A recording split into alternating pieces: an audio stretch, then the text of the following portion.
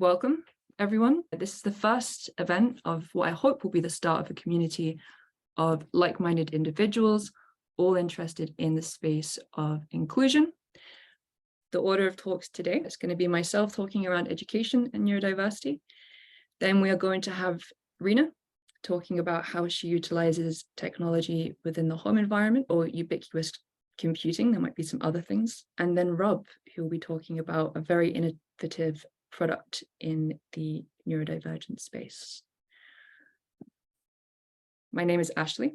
I've been developing and building technology for the last 10 years in this neurodiverse space for different types of minds, different disabilities. I'm going to focus today on ADHD in particular, because it is one of the parts of myself that has been most at battle with education, learning how to co-create, because ultimately through co-creation, that's how we get to kind of new places, new ideas and new products and new solutions.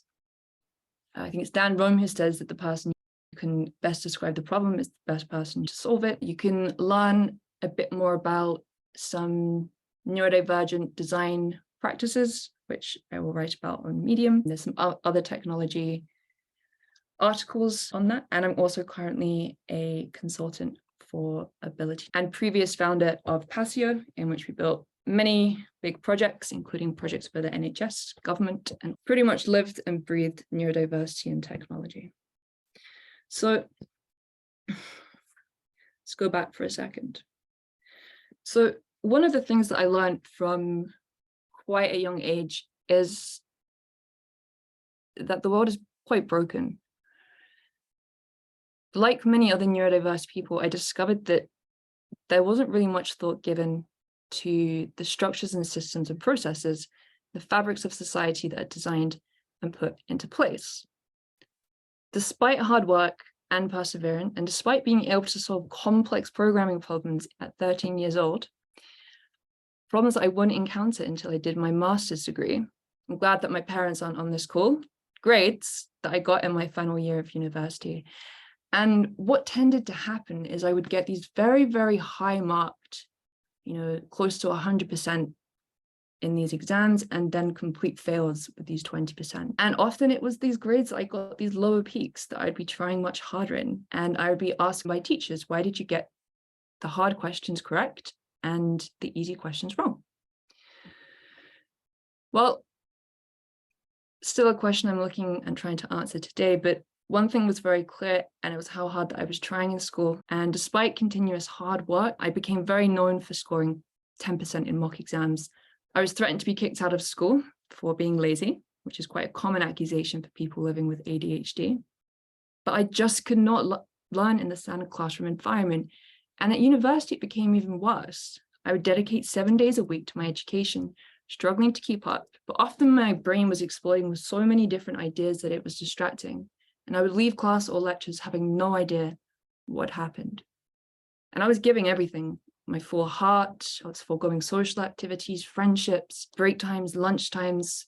I tried 5 different alarm clock systems, and I carried textbooks, all my textbooks that I had basically in my bag on my back for 2 years, just in case I forgot. Now, after the period of time, something changed. And we started to get an introduction of new technology. And for the first time, learning became available online. I could use interactive games and online content. And finally, I started being able to learn in a way that suited me. If I lost concentration, I could rewind the video. If an idea sparked, I could explore it. I could come back to lessons later with a more in-depth knowledge of topics. And if I needed to ask a question, I no longer had to worry about being called disruptive in class. I could use online forums, maths forums, and my grades went from 10% to over 90% in the space of 2 weeks. And that is how I learned that the world was not made for people like myself. But also how through technology, there are parts in which it could be fixed. And of course, I'm one story. There are hundreds of thousands of people just like me, and not everyone has been as fortunate as I have. 1 in 7 of the population are neurodivergent, and only 16% of autistic people are in employment. But technology does have the power to transition us from a state of surviving to a state of thriving. Now, one thing that's quite important before I jump into the technology component is it's quite useful to understand more about the problems or how the brain works, because they're not all problems. So to get into a kind of more insight into the ADHD mind before looking at some of the solutions that can be used, because every person is different. One thing around ADHD and cognition is known as the executive functioning system. So problems with working memory and retaining information. I read a book 2 years ago that I thought was so fascinating, opened my whole world up to a new form of psychology. And the next month, I could not tell you what that book was about, even though I'd been going around and talking to people about it nonstop and telling them to read it. People with ADHD have difficulty organizing information in their brains before storing it in memory. But then they also have difficulty organizing information that can be retrieved from memory. So for example, I can read something and maybe not retain the information because it has been organized into the structures in my brain. But also I might actually know the answer to people's questions, but not be able to answer because I can't organize my thoughts. And a final component of executive dysfunction is regulation of attention, focus, and also your emotions.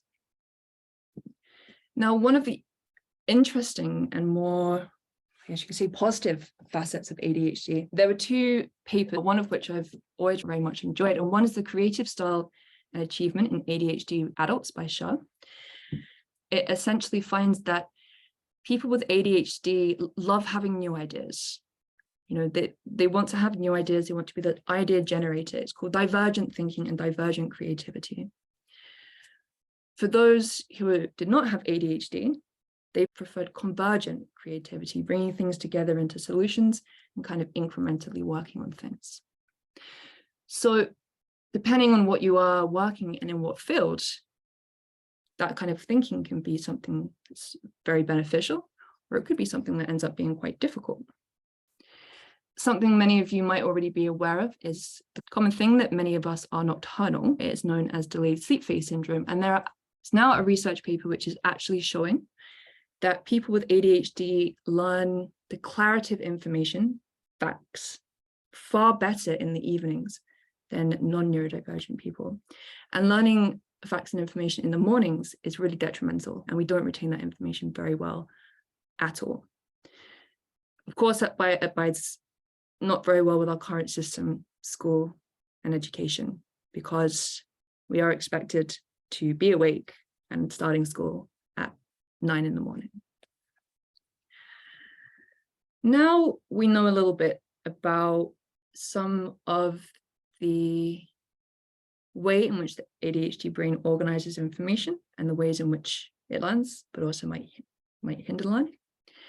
I've gone through and looked at the different types of technology that I personally use as an adult to facilitate my learning. And broadly, they fall into 3 categories: information processing, note-taking, and focus. So the first 2 tools that I use for information capture, one is called Readwise. And there are many features that really support learning. And what I really like about it is it's non-invasive. So I'm an avid reader. I often read from my iPad or I read from Kindles. And as you're highlighting quotes, it gets uploaded to Readwise.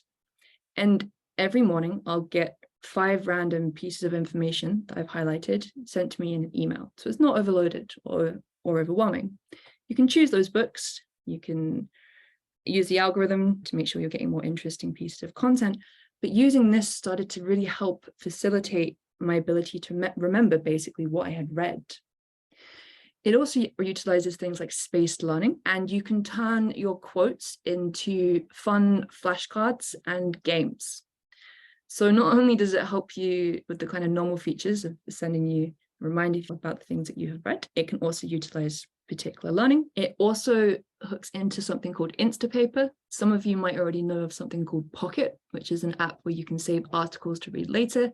Instapaper is a very similar tool, and it's very useful if you're getting distracted and there's something you really want to continue reading. You can just hit the Chrome button on Chrome, save it for later, and then you can come back to it.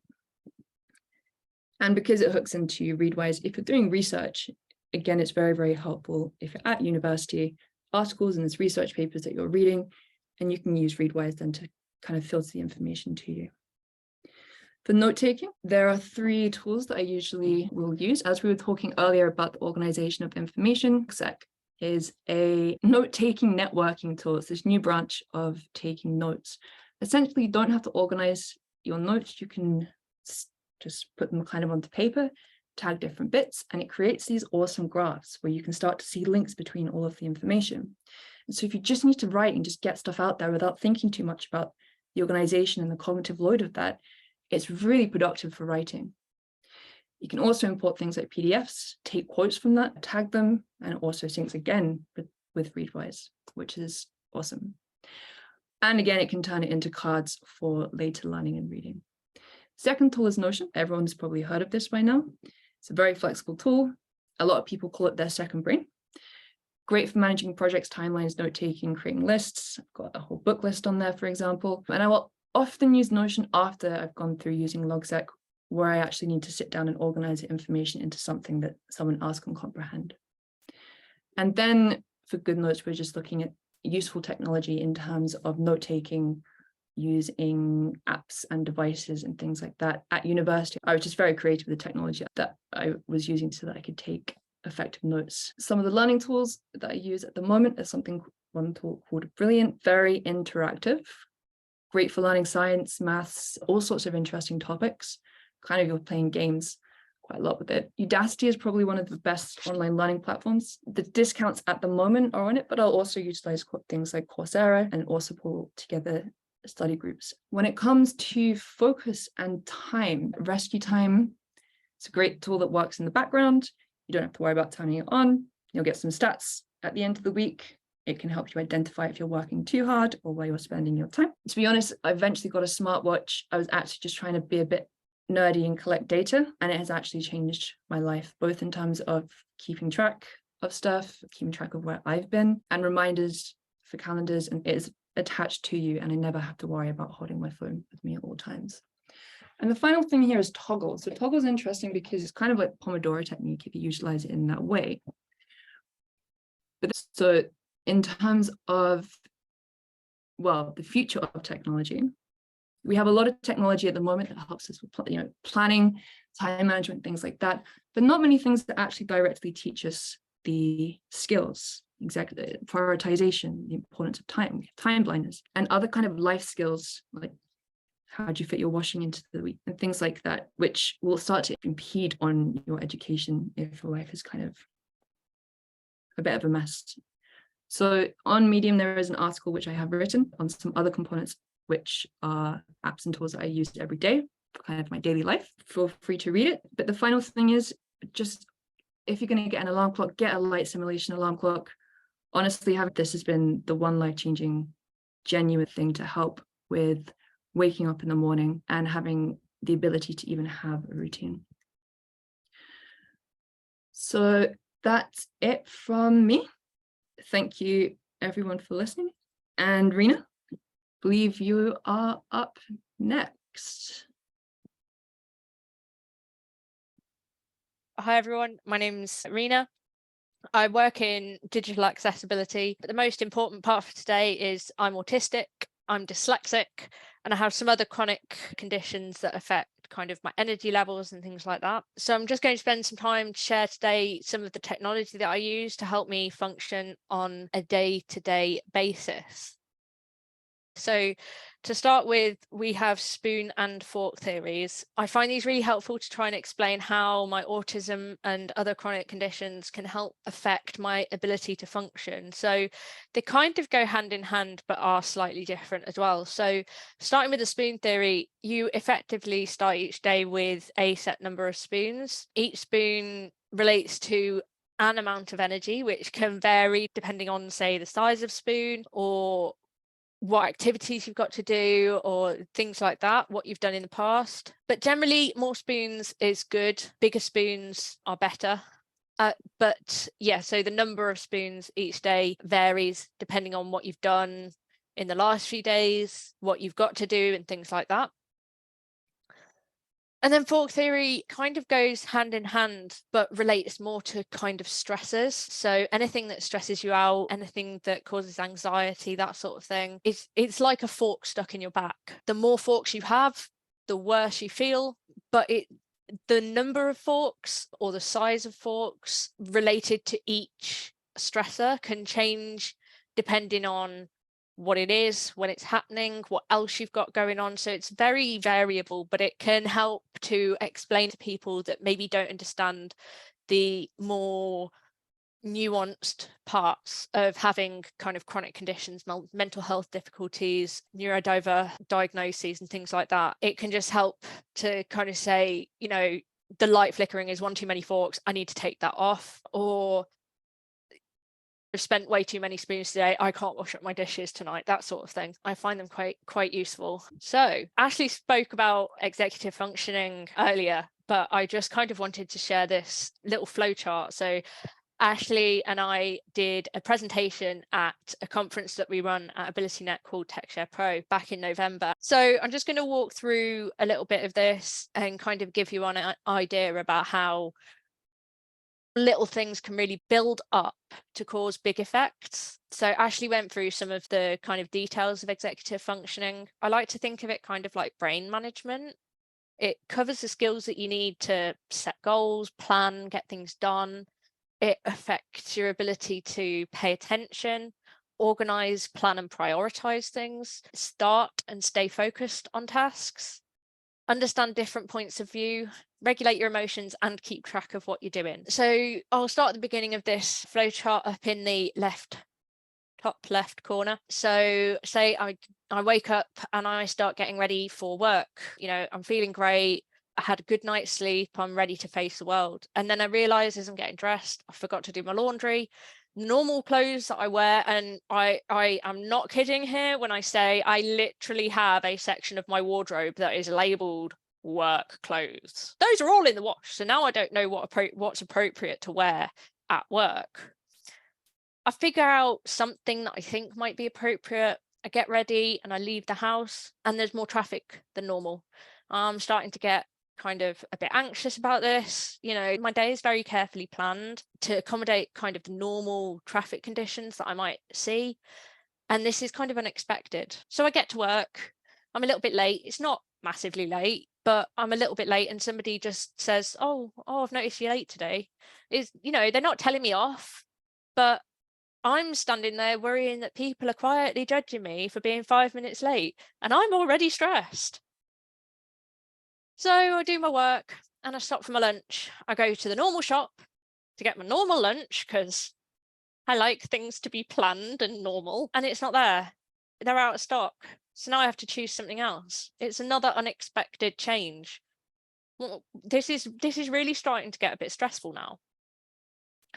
So I eat my lunch. I try to listen to some music on my noise cancelling headphones. So this is one of the things that I use to kind of try and regulate myself a bit better, tune out from the world, recharge a little bit, gain some of those spoons back, take some of the forks out. I get back from lunch and there's this challenging email query waiting for me.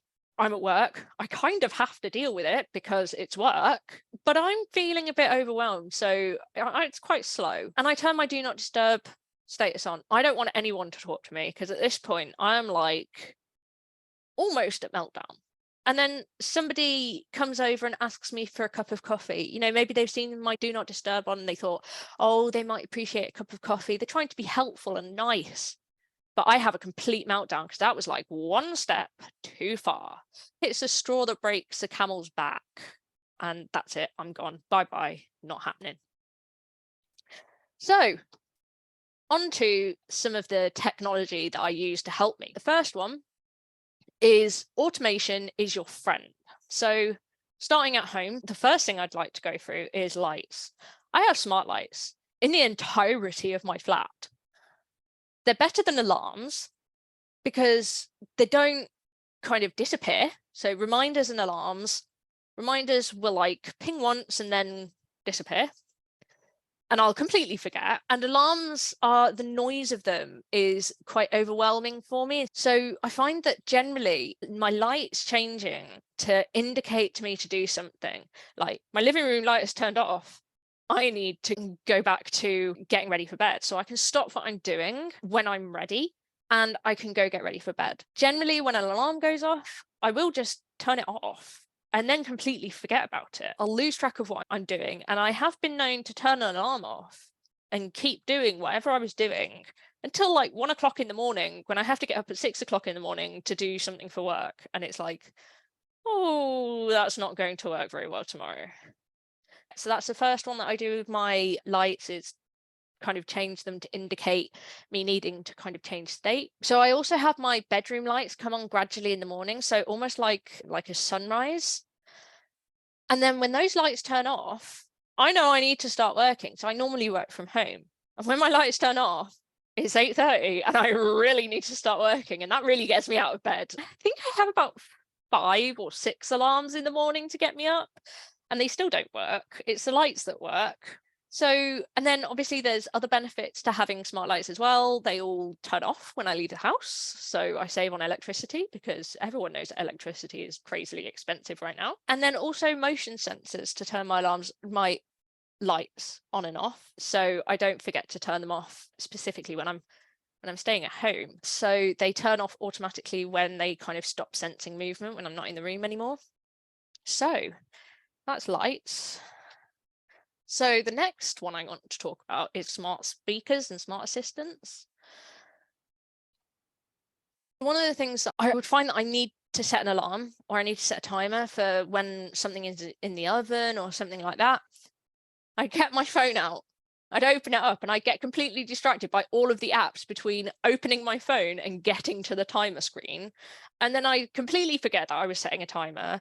I sit down and forget that there was something in the oven. But yeah, so I generally find that asking my smart speakers to set timers for me means that I don't have that kind of option of getting distracted by apps on my phone. It also allows me to add things to like my shopping list with my voice. Again, I don't get distracted. I don't forget things. I can just be standing in the kitchen and go, oh, I need that. And I'll just tell my smart speaker, add that to my shopping list. And I don't forget to do it by walking into a different room. So yeah, smart speakers, really useful for stopping you from getting distracted by various things on smartphones, because there's so many things to get distracted by now. So the final section that I wanted to cover is just a range of different things that help generally in life. So the first one is food delivery apps. These are really a lifeline when I've completely run out of spoons, when I have way too many forks stuck in me. I can open my phone, go to the food delivery app of my choice and get it delivered. I don't have to contemplate what I'm going to eat from the freezer, how long it will take to cook, organizing what appliance I need to use, how long it has to be cooked for, anything like that. It like really reduces the amount of executive functioning skills that you need to use. Just order it and it turns up and it's great. And it's normally really tasty as well. So, that's a benefit for it. One that I found fairly recently, actually, in the last few months, is automating my shopping. It's made a massive difference. Like, my milk comes automatically every week and I don't even have to go to the supermarket. I also have things like squash and toiletries and things like that. It's made a huge difference to where I spend my spoons, and I can spend more spoons doing stuff that I enjoy or that I need to do, and I don't have to spend them on remembering to go shopping or running out to the shop when I run out of something. Another benefit of doing this is you often have to buy them in bulk, and it's often cheaper if you buy in bulk. I don't need to use those executive functioning skills to kind of plan and organize my shopping trips and things like that. Okay, so reminders and calendars. So I know I've said that reminders are useless, but they're not completely useless. When you set millions of reminders for one thing, they can be vaguely useful. So generally, I don't set a reminder. I'll set like 5 reminders at like 5-minute intervals. So I'll notice one and I'll be like, oh, I'm busy doing something. And then another one will pop up and I'm nearly done. And then another one will pop up. I'm just about done. Another one will pop up. Great, now I can do it because I finished what I was doing before. So basically getting the same thing, reminding the same thing over and over and over again. So it really supports me where kind of my executive functioning skills fall down. And then the other one here is calendars with appointments in it. So years ago, I used to think that my memory was great. I never booked appointments for anything. And then I started double booking myself and completely forgetting that I had hospital appointments and double booking meetings. I'm like, yeah, I'm really going to have to start booking appointments in my calendar. So I do it quite regularly at work now. And the great thing at work is I get reminders through Outlook 15 minutes before my meeting, 5 minutes before my meeting. In Slack, it gives me 1 minute before my meeting. And then in Outlook, it gives me 0 minutes before my meeting. And generally, I don't miss meetings anymore, because that seems to be enough to remind me that I need to stop what I'm doing and get ready to join the meeting. So it is about that kind of repetitive, not intrusive, but just repetitive reminding to kind of jumpstart me into that change of state. So I'll just go through one more. Ashley mentioned smartwatches earlier, and one of the things that I've really found useful is on my Apple Watch, there's like this medication app, and it reminds me to take my medication at the right time. I find that really useful. I mean, I've tried millions of different things. I've tried reminders, I've tried pill boxes, because I'd forget to take it and then I'd forget whether I'd taken it or not. And generally when I take it, I'm pretty good at logging it. It's just the taking it that I'm not so great at. That kind of helps me as well with some kind of log of what I've done and where I'm going with it. So good evening, everyone. Thank you so much for giving up part of your Tuesday evening. I hope this is helpful for you all. My name is Rob Braun. I'm co-founder of a company called Brady Communications. Really grateful for the chance to be here, Ashley, so thanks for that. I'm going to do something a little bit different today. I'm going to talk briefly about space technology, which I know is going to sound pretty irrelevant, but it's not. It's technology that we actually originally invented for use in space, which has turned out to be really valuable for neurodivergent individuals and importantly for neurodiverse teams too here on Earth. So I'm going to, oh, hang on a second. I'm not going to start if nothing goes forward. Let's see if that tries again. There we go. So some of you, I'm sure, saw the coverage recently of a rocket called Artemis, which is capable of carrying humans. And it went off on a little trip around the moon. There weren't any people on it this time, on this type mission, but it was a rehearsal for a mission in a year or so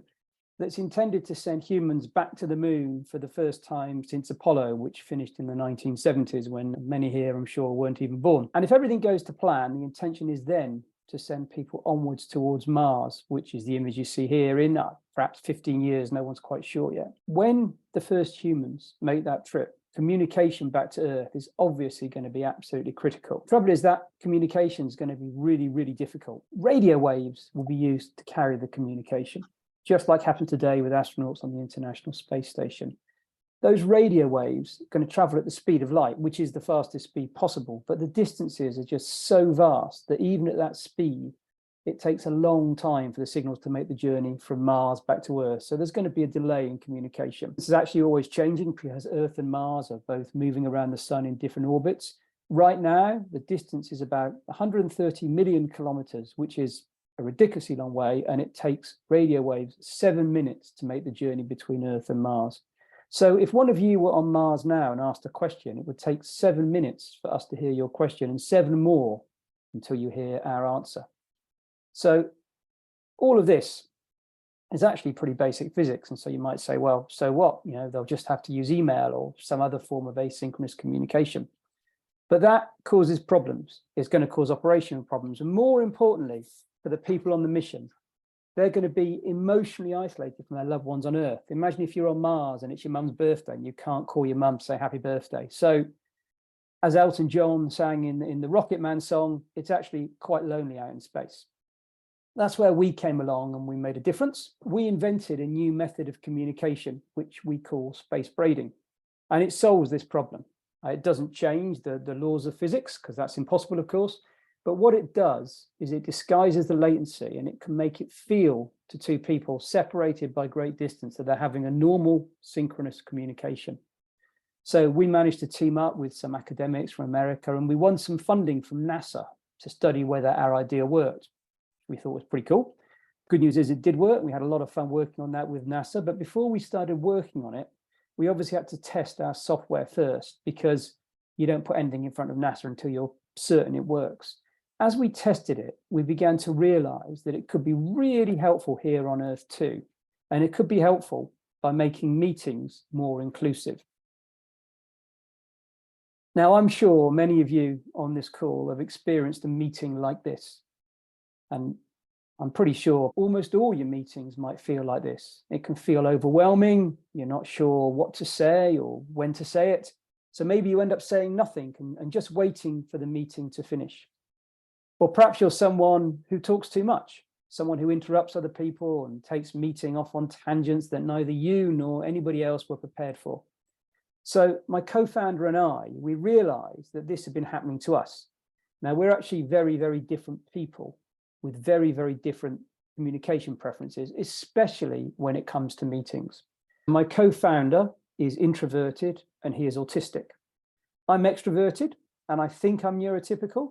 I'm not 100% convinced, but I think I probably am. And even between the two of us, having worked together for so long and we know each other really, really well, we found that meetings, even for the two of us, was sometimes a struggle.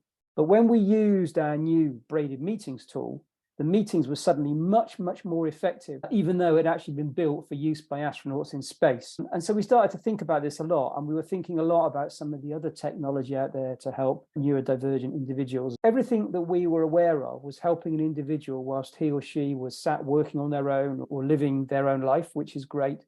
There didn't seem to be anything out there that could really help people when they're engaging with other people. So we thought maybe what we built with Braided can do that. And so we began to think that through.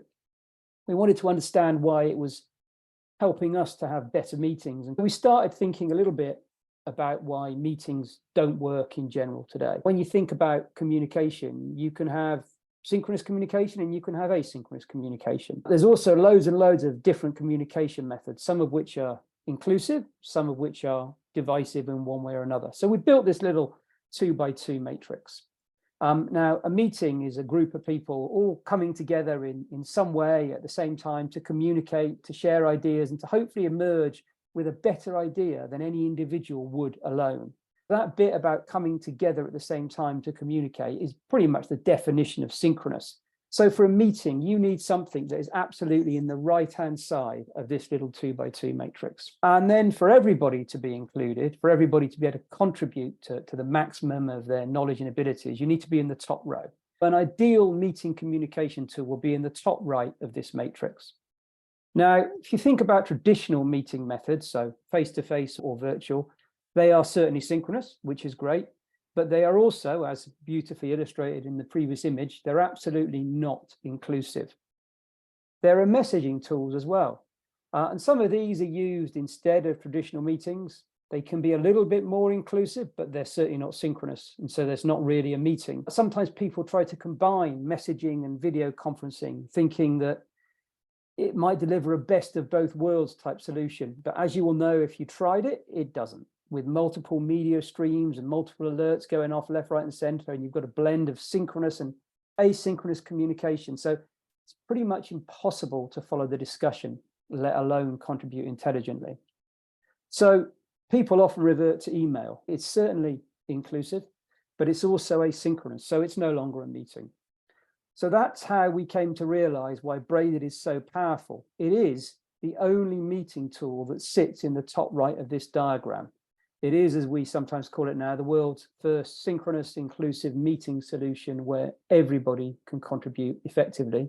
And what we found is, in addition to being inclusive, it's actually really effective. And when we look at this, what we see is meetings can be up to 8 times more effective. So as well as being inclusive, the neurotypical colleagues get a real benefit out of the efficiency, as well as having more effective meetings with their colleagues. An obvious question now is what is it? So I'll try to show you.